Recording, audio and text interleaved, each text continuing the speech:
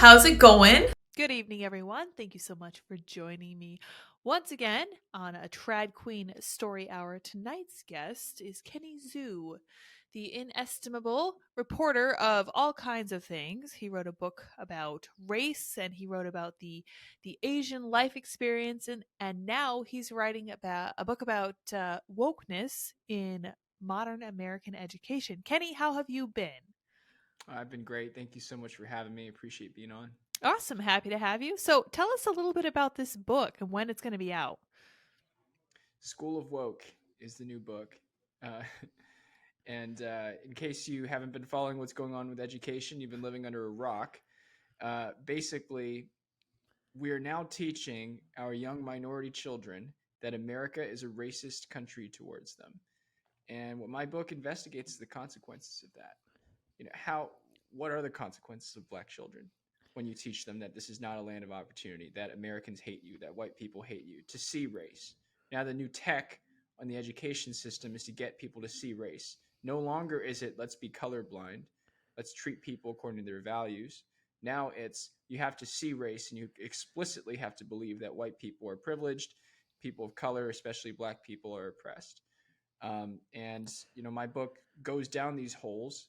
I also talk about what went on in Loudoun County in 2021 and what's going on in many public school districts. The way that districts are now actually using diversity, equity, and inclusion, these ideals, to justify taking kids away from their parents, and all of those things that are going on. So I investigate a lot of the trends that are going on in the school system and talk about those issues. Now, it's a little bit disturbing what you just mentioned last there, and this is something that I personally am very concerned about as I'm looking to grow my own family, is the concern that the state might step in and take your children. So what was the trend that you saw there? What troubled you about that? So in Loudoun County, and this is all in my book, School of Woke, but in Loudoun County, what happened was they were making a huge push to institute what they called transgender rights within the school system. Um, you know, but what that meant was that, you know, if a child was a boy, but said, well, I want to be a girl, um, then basically a teacher, without the consent of the parent, could put that child through all kinds of gender affirmation processes, from you had to call them by their pronouns, to you could be recommended to the clinic to talk about some gender affirming treatment, and none of this had to do it with the consent of the parent. And so what I show in this book is that why why do they want to do this?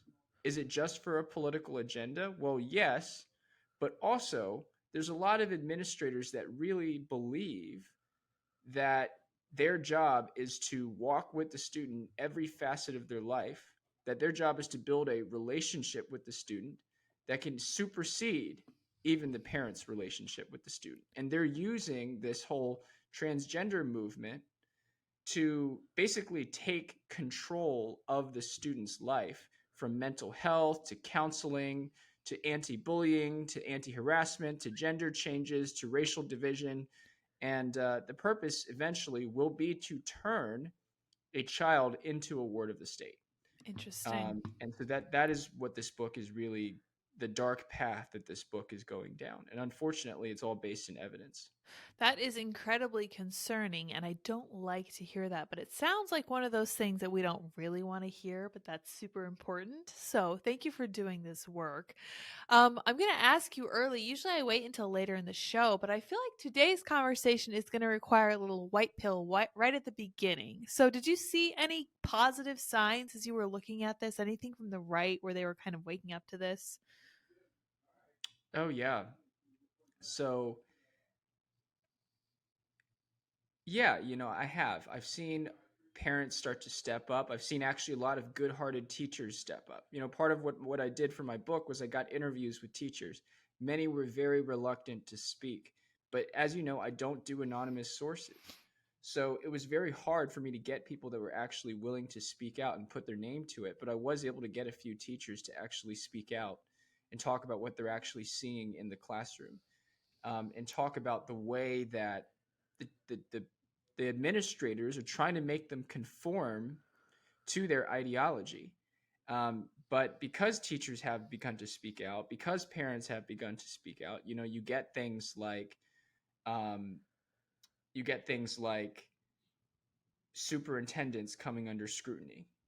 In Loudoun County, actually, they were able to force out their current superintendent because he explicitly lied. He said that there was no sexual assault committed by a gender fluid individual, but there was a sexual assault. And Mm. actually, he was in charge of investigating that. So the fact that he lied to the public about concealing a sexual assault that happened in his own high school to protect this woke administration and to protect his transgender policy, yeah, that's a reason to fire somebody. And so he was fired. So this is all about getting the bad actors out of our school system. And I think that this book is going to shed a lot of light to that.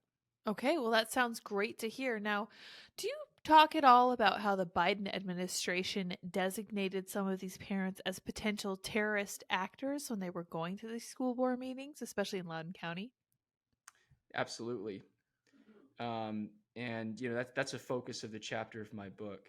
Now, I'm not going to tell you guys what exactly the outcomes were, but I will say that Merrick Garland, Biden's secretary, Biden's Department of Justice hires Attorney General, has been very virulent against parents and against parent protesters. He's really gone after them in many cases, calling them domestic terrorists and saying, well, you guys are protesting for hatred, for hate is what he called them. So, those are things that I cover in the book as well. Very cool. So, what was one of the biggest problems that you saw that most people don't recognize as you were writing about this? And you don't have to give any spoilers, just give us kind of the 30,000-foot view of what you found. So, one of the biggest problems that I saw was there's so many businesses within the school system. People don't understand, I think. They think, oh, public school must mean that it's all government run. It's actually not true. Hmm. It actually takes the worst of government and the worst of the free market. So what I Interesting. mean by that is it takes the worst of government in the sense that there's very little accountability of superintendents now. There's very little accountability of school districts. So if you're poorly performing, there's almost nothing. There's almost nothing that you can do to stop poorly performing districts. You can't fire teachers, you can't fire administrators. I mean, you can, but it rarely happens Right. because there's so little attention placed upon these superintendents in these school districts. So it takes the worst of the government, which is lack of accountability, but it also takes the worst of sort of businesses, which is selfishness and greed. There are a lot of greedy businesses that see this massive pile of money that we spend on our education system every year. As much as half of your state's public budget is spent on education, just saying. And they Wow. will use all kinds of giddy language like, oh, we want to help underrepresented minorities. We want to help with technology education. We want to help with social emotional learning. And in order to get themselves into the school system, and really they're just taking advantage of lucrative contracts for themselves and or indoctrinating students with their political ideology. That is that's kind of stunning to me, but not surprising. I feel like this is definitely something that we could have seen coming. Do you think that parents are taking up the mantle like they took up in Loudoun County and kind of starting to make it clear that they're not terrorists? They just have this vested interest in what happens to their children, and they're not going to go away anytime soon. So I'm a little skeptical of so-called quote unquote parental rights, quote unquote. Not Interesting. because I don't think that there are some really good parents doing work out there, but because there are a lot of bad parents too. Um, there are good teachers, there are bad teachers, there are good parents, there are bad parents. Sure. One thing I'm definitely for, I think parental consent needs to be signed off whenever you're trying to perform any invasive procedure upon any student. So that's what I'm definitely for, parental rights. But in other ways, you know, reforms have to be more than just, well, let's give the parent to do this or let's give the parent to do that, the right to do that. It has to be, here's some really bad, poorly informed teaching practices that we're putting in our school system. Like, for example, a lot of school districts have stopped suspending kids because Hmm. they claim too many black kids are getting suspended, and it's racist. But it's not racist because how are you expected to concentrate in a classroom when 80% of your kids want to learn, but 20% of them are extremely disruptive, picking fights with the teacher, threatening the safety of their fellow students? Nobody's going to learn in that environment. You have to be able to suspend kids. Right. So that's a policy that I criticize that's going on in a lot of progressive school districts. That's just one example. So we're looking at this kind of suspension of every kind of punishment from the school system. How exactly do they think that's supposed to help if they're facing issues that require some kind of punishment?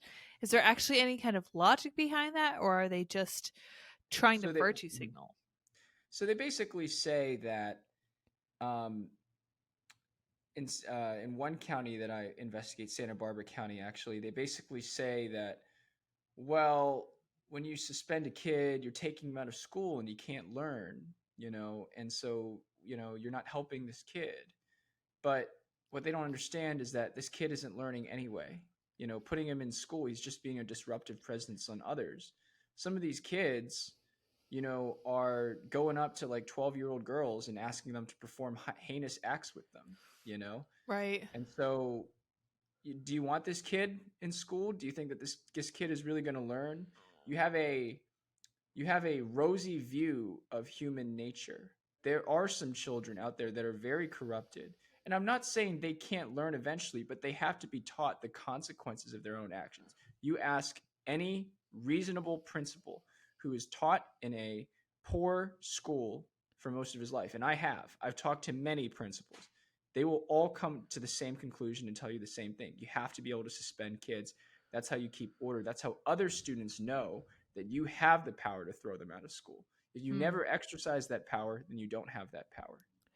So, do you think that the threat of suspension is actually meaningful when it comes to getting kids to make these behavioral changes? Because I got to be honest, if I were in public school, thankfully I was homeschooled, but if I were in public school and I did not want to be in class, all I would have to do would be to do something disruptive and get myself suspended, and then I'd get a few days off school. Is there a possible motivator there when it comes to like using suspension as a form of punishment?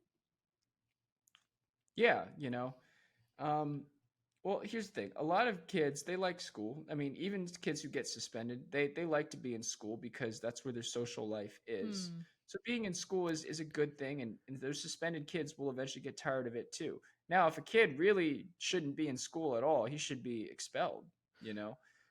There that is a worse form of suspension. It's a year-long suspension, effectively, so that the kid could really kind of reflect. Sometimes you need that level of reflection. People wonder, well, what's the purpose of putting people in jail? You know, they're not going to become productive members of society. Well, you need to give time for people to really reflect on their actions, Hmm. and understand that this is not the place that they should be. And sometimes it takes some time. Yeah, initially, you'll enjoy being out of school for 3 days, but when you're out of school for 3 months, I think that thought changes. Hmm, interesting. And then it's possible that people would then start to be concerned about how much school they're missing and whether this would affect their ability to move forward in their grade and how much like class time they're missing. So you mentioned some of Right. the cultural issues here, and I personally have been talking a little bit recently about Baltimore specifically because it's becoming very obvious that the amount of money that we spend on each of these students is not making a positive change. How do you feel about school choice? Yeah, let's talk about the amount of money we spend on public schools. We spend 3 times as much money on the public school system as we did in 1980, Hmm. adjusted for inflation.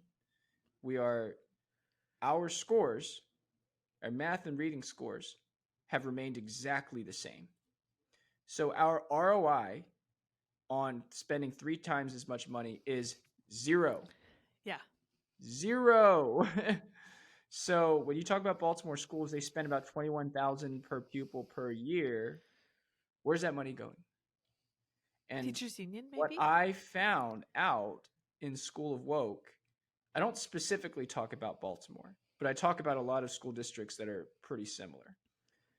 Is that a lot of this money is going into one, teachers union contracts that are obliged by law to you're obliged by law to negotiate with teacher unions in Hmm. many cases. Number two, a lot of the money is going into supplies that aren't necessary. When you hit with a glut of money, actually a lot of these schools, they one thing they can't do, they actually can't spend it on increasing the salaries of their most meritorious teachers, Huh. because then you have to get involved with the teachers union. They're going to claim you're going to need to spend it on everybody. So because you can't raise the salaries of your most meritorious teachers, you're going to spend it on things like supplies, um, which are not that helpful at helping you learn. Like think about when you got a laptop in school. There are a lot of kids who got laptops in schools when they were in middle school. So that really helped you learn, really, or did No, that provide yeah. a distraction so you could play, you know, agar.io or Slime, Right. while you're in class?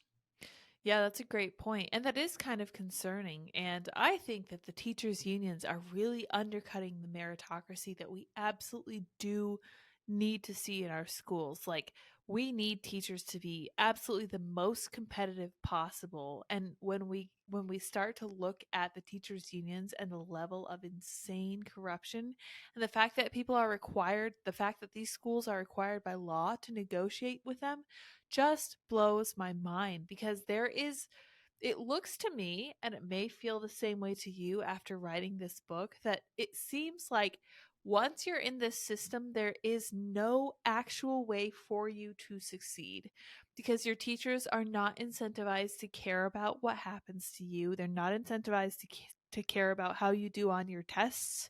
They aren't even like they're not even compensated for doing their best in the classroom. So why would they care about how you do?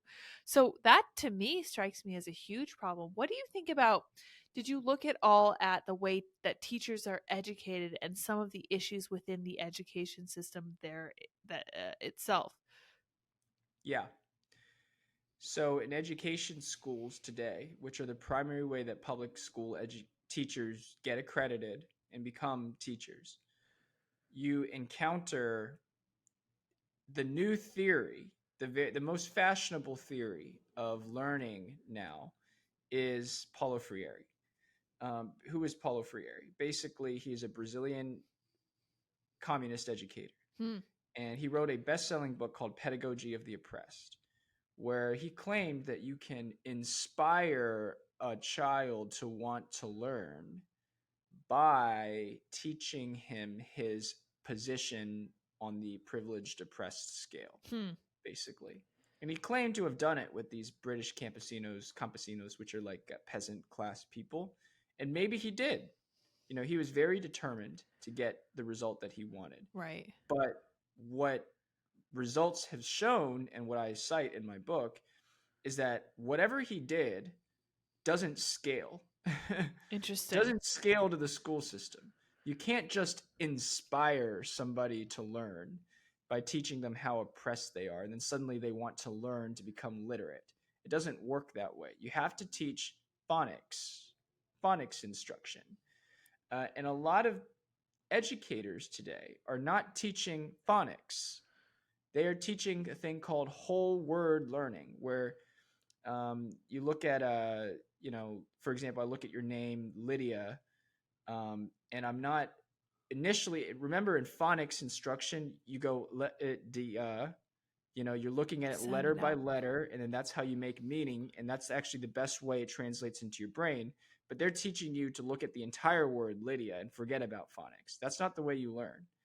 And this is, by the way, you wonder, how does this relate to Paulo Freire?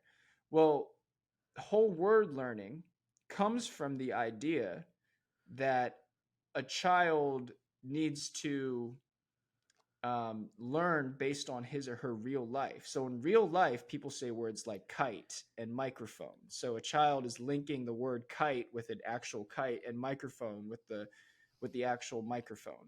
But so that's how it relates to, well, you need to learn your real position in the world, and that's why you need to do whole word learning. I just went on a long tangent just to explain this one little issue to show you how much influence education schools under Marxist theory of Paulo Freire have influenced our education system today.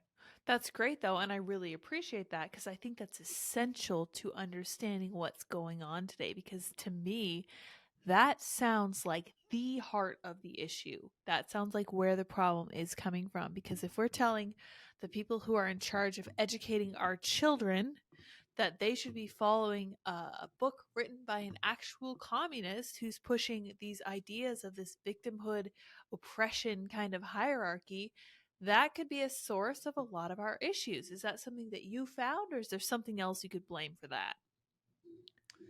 I think that the yes. I think that there are three things within the actual theory of the way that we teach education that is harming children right now. One is Paulo Freire. Two is critical race theory. Mm, So people are like, critical race theory isn't being taught in schools. Okay, what is the idea that America is systemically racist? Where does that come from? People are like, well, I don't know. It just comes from racism, seeing racism. No, it doesn't. right. No, it doesn't.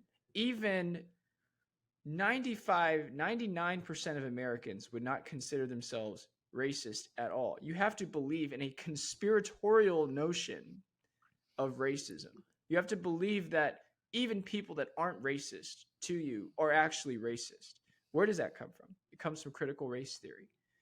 It was a theory launched initially in the legal system, in the law schools, by Derek Bell, a Harvard law professor, the first black Harvard law professor, then disseminated into education schools by people like Kimberly Crenshaw and then later Gloria Ladson Billings, who wrote an article called "What is Critical Race Theory and What is It Doing in a Nice Field Like Education," where she believed, like a lot of communists do, that you have to understand your place in the racial hierarchy in order to become a fully conscious human being. Hmm. So that's where critical race theory comes in. That's fascinating. And that's deeply troubling because my husband and I often reflect on this. We look sometimes at the young people in our society and we think, this is going to be very difficult for them to travel through this kind of thinking. Like, can you imagine growing up and thinking that the people you're surrounded by are out to get you, that they're not your friends, that they do not want the best for you? And it's very troubling, but this apparently is something that they're taught in school. So, as you were writing your book, were you able to find specific examples in different curriculums for different classes to support your point that critical race theory is everywhere? Yeah, So, just as one example, in Wisconsin, there was a teacher who promulgated a Black Lives Matter curriculum. And what's really sad about this curriculum is where she really thought she was doing God's work. Like, she really thought she was being a good anti-racist, telling black children about racism in America. And here's the little packet that she gave. And the front was these two little gingerbread black kids, like little cabbage kids, basically, little Cabbage Patch Kids, and with black faces, and they were holding up signs, and they were angry, and their eyes were crossed like this, Right. and it was basically like, stop hate and our lives matter and stop killing us, on their signs. And it was like, you teach for Black History Month. This is for Black History Month, by the way. The first thing that a black kid sees with his or her skin color face on it is anger and despair and Mm. hatred. And the world is out to get you. And then basically you flip the page and it's like fill in the blanks, these little fill in the blanks. And the fill in the blank is, um, whites have blank privilege is what you're supposed to put in, and blacks are oppressed by the blank racist symbol. So the Mm. words that they learn very early on are privilege, oppression, racism, hatred. What are they not learning? They're not learning love, forgiveness. They're not learning seeing people for the content of their character, not the color of their skin. That is critical race theory. Critical race theory is a theory of power. It comes from critical theory. Critical theory is a theory invented by Marcuse, Herbert Marcuse, that sought to bring communism in America by generating tension between classes in America.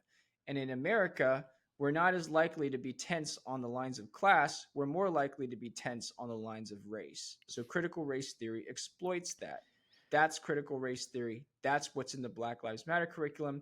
That's what's being taught in our public school system. That's what's affecting our young minority children right now. That is incredibly disturbing, but I think that's a really good summary of why this is happening. My next question was going to be, why do you think this is happening? But it sounds to me like their ultimate goal is actual communism, which is really interesting and not what I think a lot of people would have really expected. I think that most people who aren't really in tune with this kind of stuff that's going on in the stuff that you researched are not really aware that these aren't just good people doing good things. Do you think that the teachers, for example, and administrators at these schools are majority just good people trying to do positive things for their students? Or do you think they're majority ideologues pushing these ideas so that they can have power when they hope communism finally comes to fruition? I think that they're the former, but there's among the majority of teachers who think that they're doing the good thing. I think a lot of them think that they're doing the good thing when they're actually not doing the good thing. They're doing the bad thing. Um, it's a given fact that black kids are sensitive to their race. Why? Because their parents tell them about race all the time. Mm. It is very likely that if you're a black kid growing up in a single parent mother, that you're going to hear about race all the time and society is racist. So, as a teacher, it's actually your responsibility not to reinforce that, but to push back against that and to be Right. like, well, Marcus, I know your dad said that, but there's actually a lot of opportunity in this country. Well, Marcus, I know that all of your role models are NFL players, but actually there are a lot of really great doctors too. And that you can do this, and all you have to do is push yourself, in this field. That's your responsibility as a teacher. But instead, these teachers are being goaded into telling young Marcus that his or her that in order to really serve this young black kid, you have to teach them about how he is black and how being black means being oppressed. Why? I'm going to tell you, if you're a teacher listening to this podcast, don't do that, because that guy is getting that kind of messaging from everyone else in his life. He doesn't need to be getting it from you.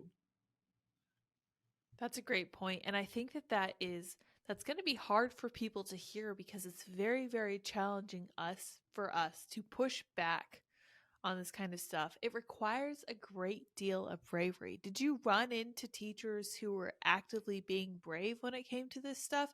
Or were most of them relatively cowed when it came to like going with the flow and getting along with all this stuff and not trying to not get in trouble?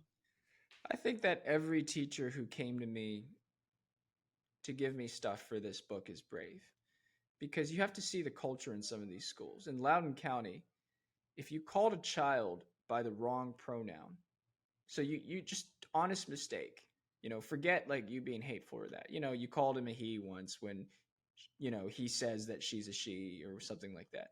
Honest mistake, you could be disciplined by the principal. Let's say they give you a warning, but if you do it again, your job is on the line. Your job is on at stake. At very best, your reputation among the administrators is at stake. The last thing you want to be viewed at is a hateful bigot, when in reality, some of the things that they're actually enforcing upon these children are hateful and bigoted, like the idea that our society is racist, like the idea that, to see color, like the idea that if you're a child and you want to switch genders, that you need constant affirmation from teachers, or you're being phobic of some kind. I think that that's a big issue too, that a lot of people aren't willing to realize, is that when a child gets the idea, every kid wants to be popular. And I've talked with some of these teachers in my book School of Woke, where when a child figures out that changing his or her gender is a way to get popular, a lot of them are more likely to do this, especially a lot of them in low income minority communities. And that creates a negative feedback loop.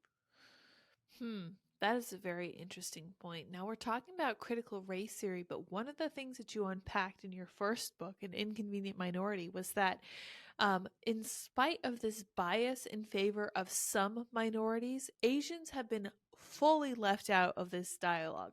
Do you think that might actually be a good thing, or do you view it as a net negative? Good and bad. Good and bad. I will say, um, I'm almost glad that critical race theory doesn't have a convincing explanation for where Asians belong. They are the inconvenient minority. By the way, that's my first book. It's An Inconvenient Minority. It's why Asians don't belong Right. in this critical race theory paradigm.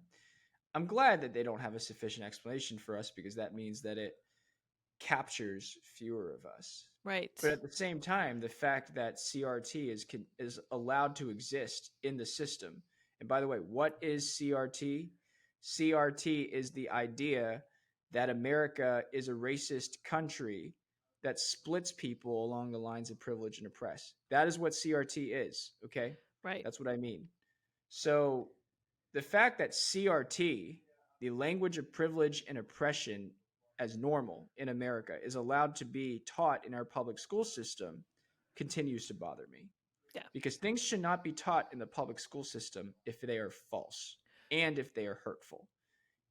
Sometimes false things are taught in the public school system, but they're taught innocuously. Sometimes hard things are taught in the public school system, but like the Holocaust, but they need to be taught because they're true. Right. But when something is both false and hurtful, it should not be taught in the public school system. And CRT is both false and hurtful, should not be taught. That's a great summary, I think, and that's a really good point because my emphasis is always on truth. I think that's the highest paradigm we can strive for. But at the end of the day, the question of whether something is hurtful also plays a role because you can say the truth in such a way as to cause harm to people. And this is not usually something that we want to do, obviously, if we're compassionate people and if we're really trying to get our message across. We have to tell the truth in a sincere and honest way. I suspect that the reason that you are considered an inconvenient minority is because you are showing them that it's not about it actually isn't about the color of your skin, and it is in fact about the content of your character. And they can't have that because your very existence is fully disproving everything they've been telling to all these other minorities. And it's really interesting to watch because I think the Asian community kind of flummoxes them. This is why I have such a great deal of respect for the Asian community and for the immigrant community and the people who come to the US and who work really, really hard because they come to the US with the understanding that third world country, wherever they're from, possibly war torn, they have much greater advantage here than they ever did there. I don't think that any administrator or teacher is going to be in a position to tell them that, they are at a disadvantage because of the color of their skin. I feel like that, immigrants from Nigeria who are just working their tails off as they are trying to go up the ladder in America are just going to completely discount exactly what they're saying because they're like, I don't care what you're saying. I'm working hard. I can see the results of my efforts and I'm going to keep it Mhm. up. I think the exact same thing is true of the Asian community, but I think at the end of the day, it comes down to the culture. What role do you think culture plays in how kids absorb the CRT BS? I think family culture plays a very important role. I think that black kids in particular get a lot of negative messaging about race and about their place in society from a young age. Hmm. But this is why teachers are so important to me, because teachers are a part of the culture too, Right. right? If you think about the person who most greatly influenced in your life, you in your life? I think most people are going to say their parent, but then after that, I think a lot of people are going to say their teacher or a particular teacher Right. that inspired them to go down X path or Y path. So teachers are very important in setting the culture. And so this is why, and when teachers need to understand their role, teachers have a very unique role in society. Their role is to help a child cognitively develop into a cognitively better human being. Okay? People forget that that's the teacher's role. Hmm. In the education schools today, they teach the teachers that their role is to quote unquote build a relationship with a kid. Okay, I'm sorry. Anybody can build a relationship with a kid, a friend, a parent, a mentor, a pastor, whatever. A teacher has a special role that none of those other people can do. They can actually improve the cognitive function of a child Hmm. by teaching, by making them work on problems, by assigning them homework, by giving them tests, by teaching kids in a way that is consistent with the way that children are challenged. Teachers can challenge kids. They need to be part of this culture too, but they need to recognize their role in the culture, their special role that makes them so important. I don't understand why so many teachers feel like, oh, my role is to build a relationship with the kid, or my role is to help their kid understand how oppressed they are, when they get that messaging from society and the media and their parents all the time. That's not your role. Your role is to help the child cognitively improve and therefore see the opportunity in front of you. That's interesting. But what you're saying is a very positive worldview where it looks like what teachers are trying to tell their students is a very negative one. It also feels to me, to some extent, that teachers feel this sense of a little bit of the white savior, a little bit of the rescuing angel for their students, like rescuing them from their bigoted parents who don't want to transition them from one gender to the next. Why is it, do you think that some teachers are like that, or that we see that? For example, I don't know if you follow Libs of TikTok on Twitter, but her thread, her Twitter feed is full of teachers who are on TikTok saying things like, "Yes, I transitioned my students socially without their parents' knowledge or approval.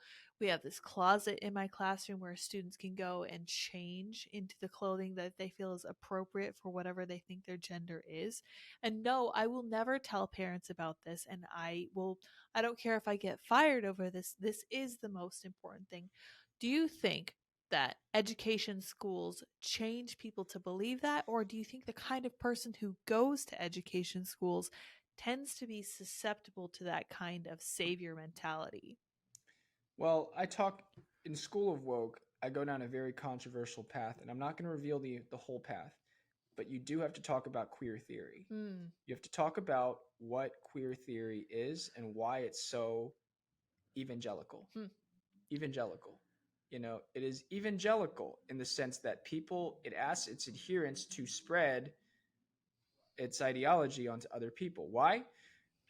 Just as a taste, queer theory believes that human sexuality is normal, that child sexuality, excuse me, is normal, right? Oh. So, if um, you know, if a child engages in some sort of sexual act, then maybe it's not so bad, Right. or They consider it somebody normal. engages in a sexual act with a child, maybe it's not so bad, basically. I mean, I've read it. I've read it. Right. Stephen Brum, Natasha Hurley, um, Curiouser on the queerness of children. Just one text. I encourage people to read it. So it's evangelical, and now, of course, there's a lot of people who are LGBT who don't believe in that kind of thing.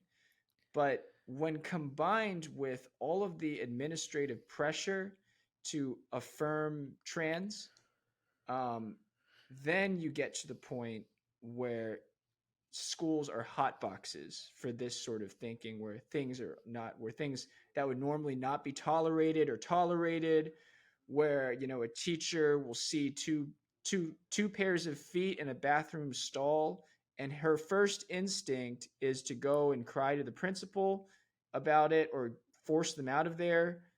But his or her second instinct says, "Oh no, I'm going to get in trouble because these are two gay kids." Hmm. Interesting. Well, it's interesting that you mentioned queerness because I have been drawing the conclusion somewhat slowly that queerness isn't a sexual orientation per se. It is fully political. Like it's fully ideological. It's not actually anything to do with the LGBT unicorn. It has nothing to do with the rainbow mafia. It's just a tool for ideological capture. And that's kind of what it sounds like from that text you were recommending people read. Now, is that something you came across in that text, or is anything to point in that direction? Because I'm not sure who concluded that queerness is political by nature. I mean, you concluded that queerness is political, Yeah, right? I'm not sure I got it from though. I was thinking No. there was someone who was like, I was reading a thread and they were like, this is 100% political. And I was like, that actually makes a lot of sense because they will tell you I'm queer and that you can Yeah. try to pin them down on it and it doesn't really mean anything. And we Yeah, used to well, I say, mean, you know, I know gay people who would not consider themselves queer. right,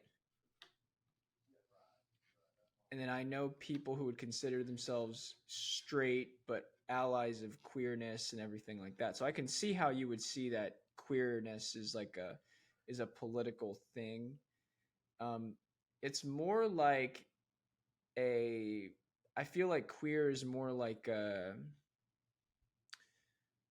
social dialectical flashpoint. interesting. Like it's sort of like, are you on my side or not? It's like Oh, another way of saying, are you with it or are you not with it? You know? Um, so I think that's the new thing. Um, you go and talk to college students these days, and, they're wearing pride flag braids in their hair and everything like that. I think it's sort of in that vein. Yeah.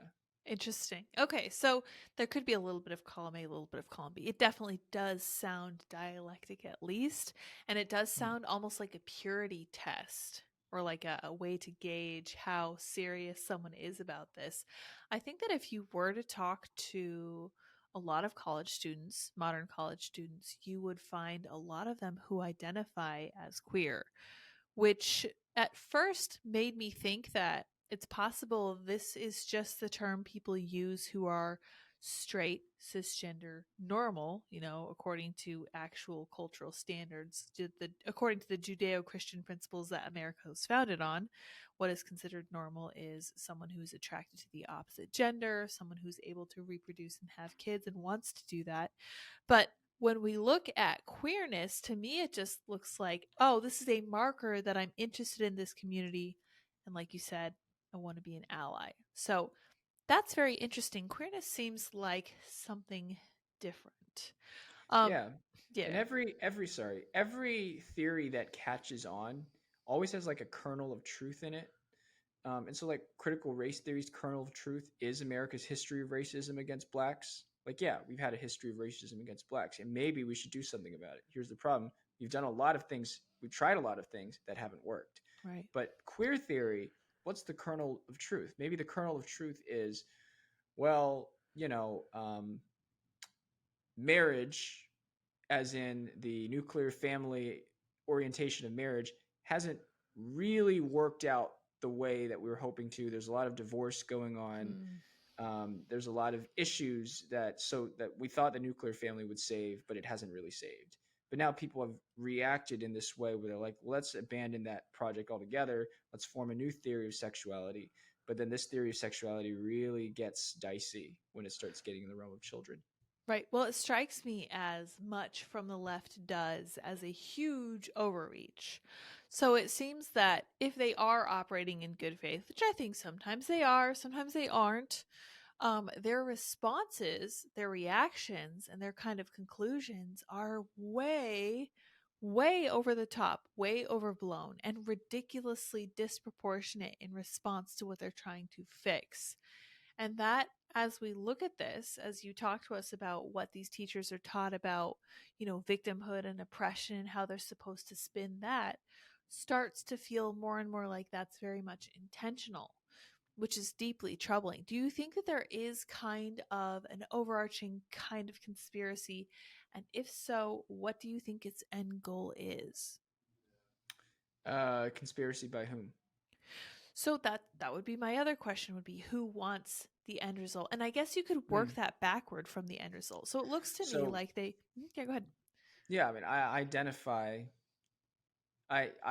three different actors in my book, School of Woke. I identify three different actors. There's a lot of actors for what's Hmm. going on about critical race theory in our country, but I think they fall into three broad categories. But I'm not going to tell you those You're categories. not going to tell us. Ah, what a cliffhanger. Okay, cool. We'll put the link in the description for sure. Is it available on Amazon? Yeah, it's Okay, available on Amazon, Barnes and Noble, Target, wherever books are sold. It's going to be a big major release. Last book, An Inconvenient Minority, really started the conversation about the inconvenient place of some racial minorities in America, and I hope that this book is going to break open the discourse on public education again, because we need to have that conversation right now for our children's sake. definitely so. So I will ask, as we're getting close to wrapping up, do you think that the education system is contributing to the mental health crisis we're seeing in American young people? Yeah, Yeah. yeah. I mean, look at that Atlantic poll that was just out there. Um, the percentage of Wall Street Journal poll, percentage of Americans who valued patriotism, family, community, everything dropped. The only thing that didn't drop was money. Mm, By the way, the same trend is going on in China. Okay, you think this is just an American thing? No. interesting. Some people were saying, "What's the religion of China?" Oh, it's money. Mm, State religion of China, and the Communist Party in China has used money, the promise of money and the threat to take away money, as a way to manipulate people into conformity. Money has always been a way to get people to conform, always, since the Middle Ages, since the Dark Ages, wherever you want to call it, before Christ, everything. So um, it is dispiriting that there are a lot of mental issues. But one other explanation that I have for it too is because when you're when you're a kid, you're not taught any grounding religious principles in your life. You're not taught anything that gives you joy. You're not taught any theory that gives you joy. You're not taught any philosophy that gives you joy. Christianity at its heart, and when it's really good for America, is that it teaches people joy. You know, you can be mm, joyful to Jesus in pretty much any situation in your life. When you're facing a bad time, well, I'm joyful because God has given me every breath, and when I die, I'm going to be in heaven. You know, when you're doing well, you can be joyful. But what has replaced that in our public school system, because you're not allowed to talk about Jesus, obviously, right. um, is, well, we're going to teach our kids about climate change. Ugh. I mean, talk about the opposite of a joyous philosophy. My Yeah. goodness. Your very existence is contributing to the destruction of our planet. I mean, you might as well just stop existing. Yeah. Yeah. Wow. So I think you're entirely correct. And that's kind of the conclusion I was leaning toward as well, but I hadn't thought of it in those terms. It is true that Christianity goes out of its way to teach its adherents to be content in every situation. And that we here in Christianity, we understand from the Apostle Paul. While he was imprisoned, he was like, I could be content in any situation. And I guess that, his whole point there was for his readers to listen to that and be like, you know what, this man was literally in prison for crimes that he didn't even commit. So I have to say, if that man can be content in that situation, I can be content if my boss is mean or someone says something rude to me on the subway or whatever. So there is certainly an element of mental stability to be found in actual Judeo Christian principles that I think modern people have really rejected. Now, my husband always says there's a lot of baby to be thrown out with that water when it comes to the bath water, when it comes to religion, specifically Christianity, because we've rejected that, wholesale. We've just said we don't need any of that anymore. We don't need the nuclear family. We don't need marriage in any form, regardless of whether divorce is an issue or not. We don't need it at all. We are complete people independently. We become very, very atomized, and we don't care about our communities anymore. Do you think that there is any saving the public education system? It's going to have to come from some very brave people. Hmm. Not just parents, teachers, principals, superintendents, school boards. People need to understand the stakes.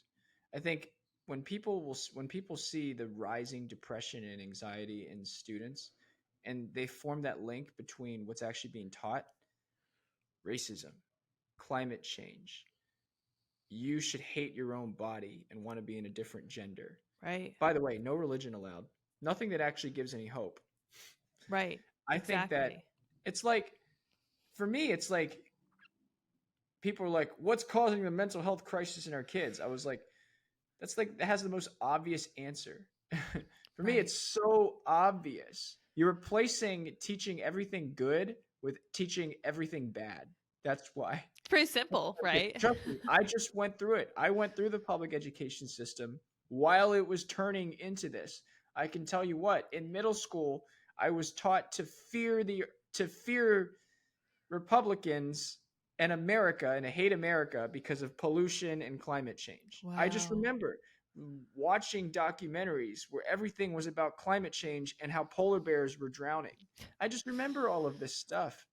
And it took me a long time for me to get that out of my brain, to realize, okay, maybe some of that is true, maybe some of that is not true, but that's not the thing that you should be teaching, emphasizing in kids. Right. Obviously not. Well, you are an exceptionally independent thinker, and I think that's really worked in your favor, but we can't expect everyone to be on the same page. And to be fair, we shouldn't have to expect everyone to be super independent and super willing and able to do their own homework.